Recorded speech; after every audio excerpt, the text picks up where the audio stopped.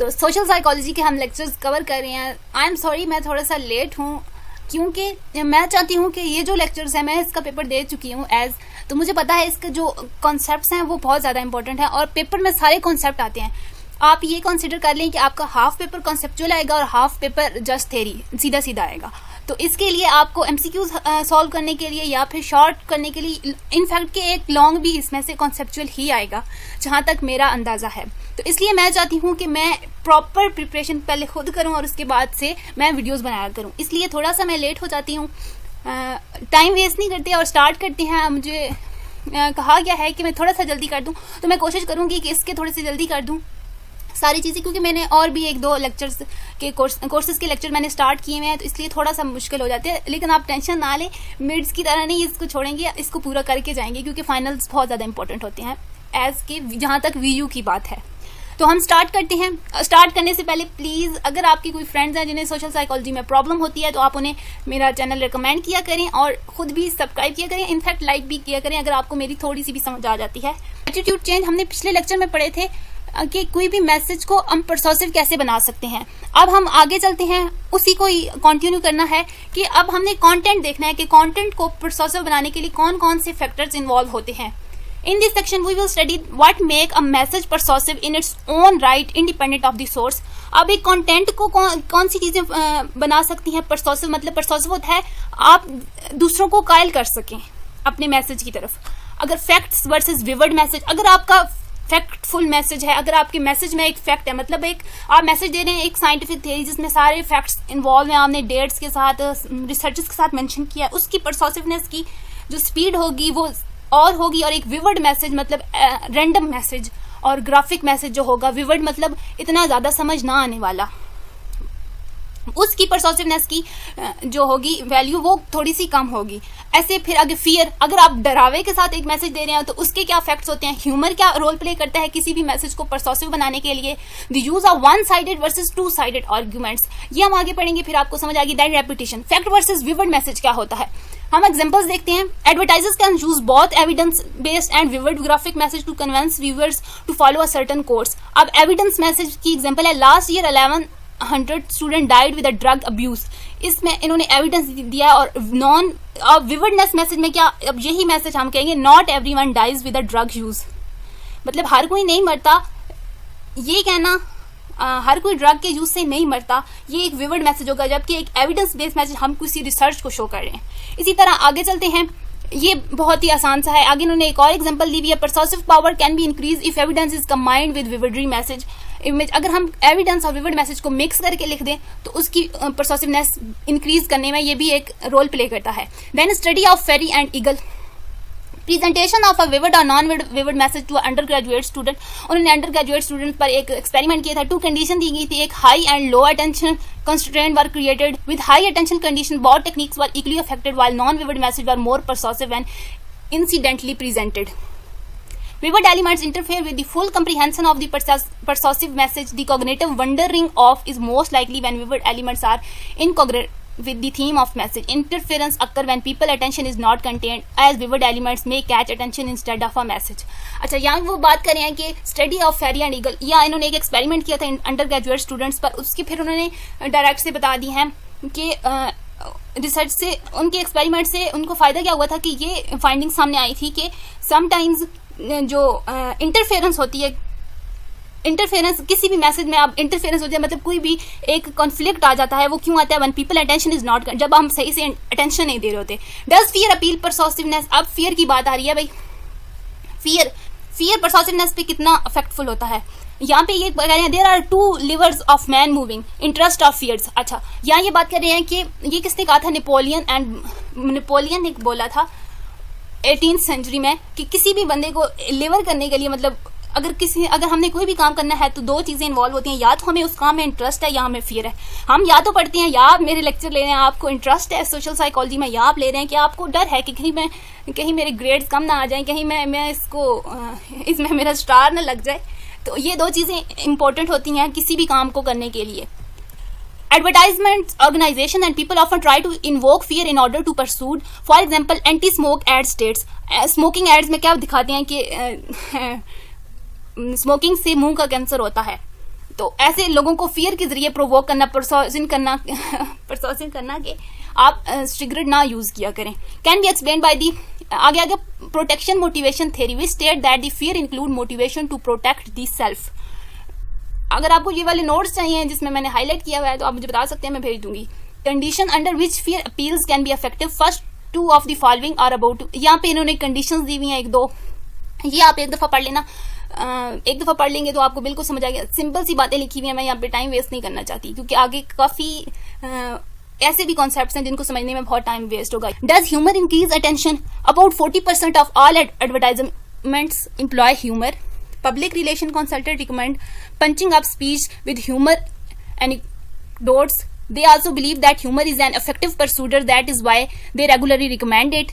Increase people's attention than serious round. अगर आप serious message दे रहे हैं ना तो लोग बोर होना स्टार्ट हो जाएंगे और मेरी तरह के लोग तो सो भी जाएंगे। तो इसलिए आपको चाहिए कि आप अपनी स्पीच में, अपने मैसेज में थोड़ा सा ह्यूमर का एलिमेंट लाएं ताकि लोगों की अटेंशन रहे उसमें।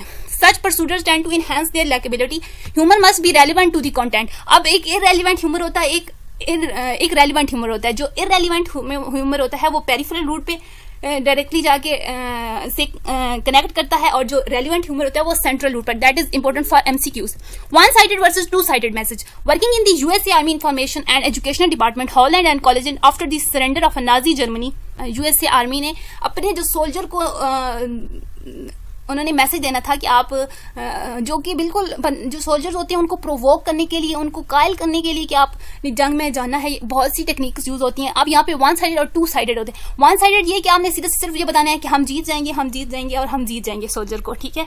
और टू साइडेड मैसेजेस में आपने उसके दूसरे कॉन्सिक्वेंसेस भी बताने होते हैं, दैट पॉजिटिव साइड भी और नेगेटिव साइड भी आप बताएंगे तो तभी जाके मैसेज की अब देखते हैं कि वन साइडेड और टू साइडेड में साइडेड मैसेज कैसे अफेक्ट करते हैं।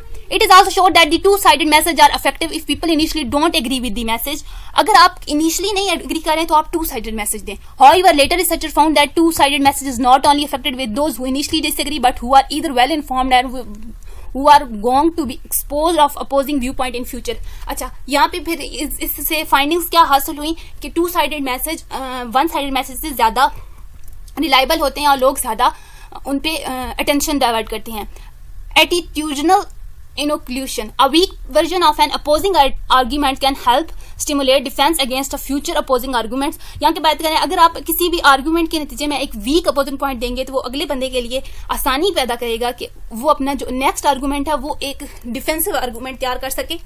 Immunization somebody against change isn't always very healthy for the reason that people don't have to be open to outside influences। यहाँ पे कुछ रिसर्च दी है। Does repetition increase persuasiveness power? Yes, repetition बहुत ज्यादा very करती है। आप एड्स में देख लें, जो एड्स होते हैं जैसे कोकोमो का एड है, वो एक जिंगल है, कोकोमो मुझे भी दो, वो इतना यूज करते हैं कि अब बच्चों की, हर बच्चे की जबान पे आ गया है, वो रिपीट होता रहता है, दिन में कई दफा वो रिपीट होता है एड, तो वो हर बच्चे की जबान पे है और बस वो रिपीटिशन बहुत ज्यादा इंक्रीज करती है परसुएसिवनेस ऑफ मैसेज को। Repetition has the opposite effect on the stimulus that are initially perceived as negative. अच्छा, ये नहीं है कि सिर्फ पॉजिटिव इफेक्ट है रिपीटिशन के, समटाइम्स बंदा इरिटेट भी हो जाता है। Repetition seem to increase liking for a stimuli that are initially perceived as a neutral but has the opposite effect on the stimuli that are initially perceived as negative. अगर आप starting में कह रहे हैं कि वो नेगेटिव है और रेपिटेशन समटाइम्स आप उसके उस नेगेटिव थॉट को पॉजिटिव करने में भी रोल प्ले करती है। और इसी तरह अगर आप एक चीज के बारे में पहले पॉजिटिव सोच रहे हैं लेकिन उसकी रेपिटेशन देख देख के आप इतना इरिटेट हो जाते हैं कि आप उसे छोड़ देते हैं, आप इरिटेट होना स्टार्ट हो जाते हैं और ये फिर नेगेटिव इफेक्ट्स में चला जाता है। ऑडियंस वेरिएबल्स कौन कौन से होते हैं? अब ऑडियंस के वेरिएबल्स कौन कौन से हैं हम यहाँ देख लेते हैं। ऑडियंस वेरिएबल्स में होता है सबसे पहले गुड मूड। अगर आपकी ऑडियंस एक अच्छे मूड में है तो परसुएसिवनेस के चांस बढ़ जाते हैं, लोग कायल ज्यादा होते हैं। अब यहाँ ऑडियंस वेरिएबल में गुड मूड में देखें, लेकिन good mood generally foster persuasion. Evidence about gender attitude change among people eating at snack shop and listening pleasant movement indicate that good mood generally foster persuasiveness. Possible explanation इसकी देख लेते हैं।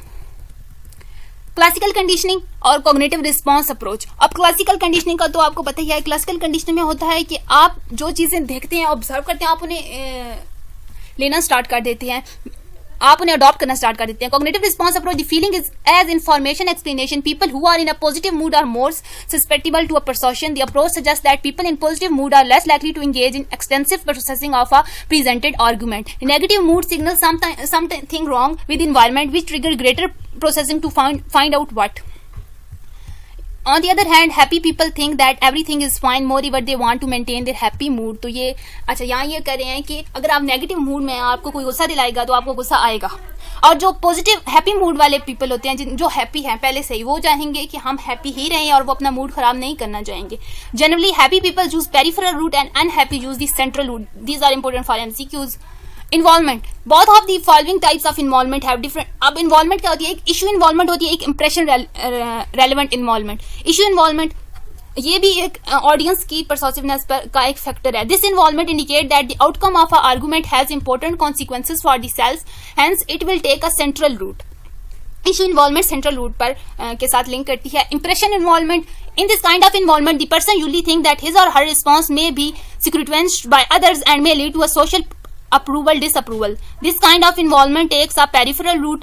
This attitude which become associated with the selves are highly assistant change. It matters if matter is personally relevant, audience will be more likely to pursue.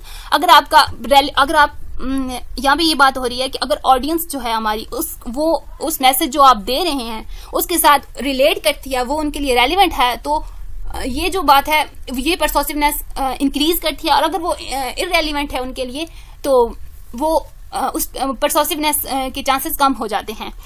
और ये जो impression relevant involvement है ये peripheral root के साथ link करती है.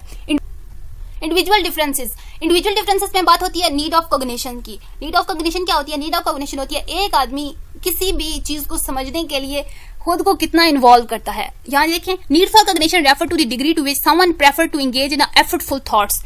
एक आदमी कितना प्रेफर करता है एक एफर्टफुल थॉट्स में अपने आप को एंगेज करने के लिए. High need for cognition takes a central route. People who have high need for cognition that not only think that the matter is important to the self but they have desire for cognitive challenges.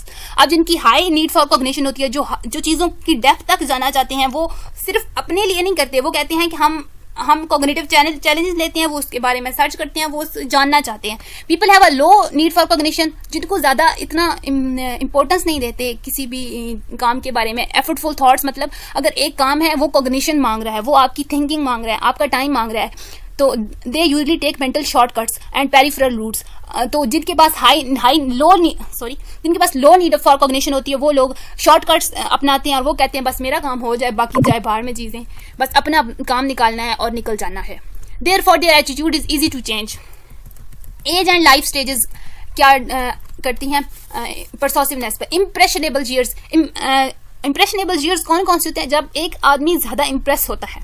According to the Krosnick and Alvan, the high latent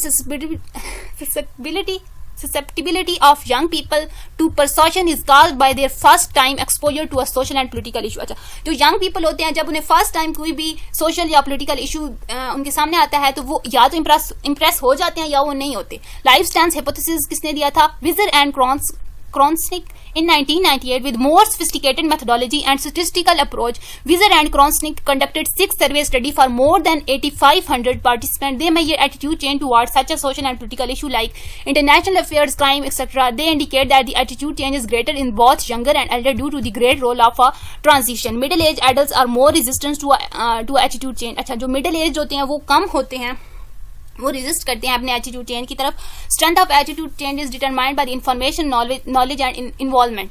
attitude information and perceived knowledge rises in early adulthood, peak around 50 and decline after 65.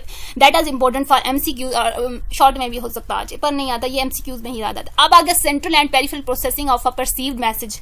अब वो जो ऊपर चीजें पढ़ के आई उन्होंने उसको एक टेबल की फॉर्म में लिख दिया ताकि समझने में आसानी हो. Central route message personally relevant, high need for cognition होती है, इसमें न्यूट्रल मूड होता है, communicator speak at a normal rate, strong resistant to a counter agreement से वो रेजिस्ट करते हैं, predictive of behaviour. Peripheral route इसी तरह लो नीड फॉर कॉग्निशन वाले लोग होते हैं, पॉजिटिव मूड ज्यादा रखते हैं और वीक होते हैं, susceptible to a counter agreements, not predicted of behaviour. ये जो चीजें हम ऊपर पढ़ के आए उन्होंने उससे नीचे एक्सप्लेन किया हुआ है. होप सो आपको समझ आ गया हो. जो मैं एक्सप्लेन करना चाहती थी, जो मैं अपनी तरफ से बताना चाहती थी। उम्मीद करती हूँ कि मेरे व्यू पॉइंट्स आप तक सही तरह पहुंचे हों। टिल देन अल्लाह हाफिज़, अगले लेक्चर में मुलाकात होती है।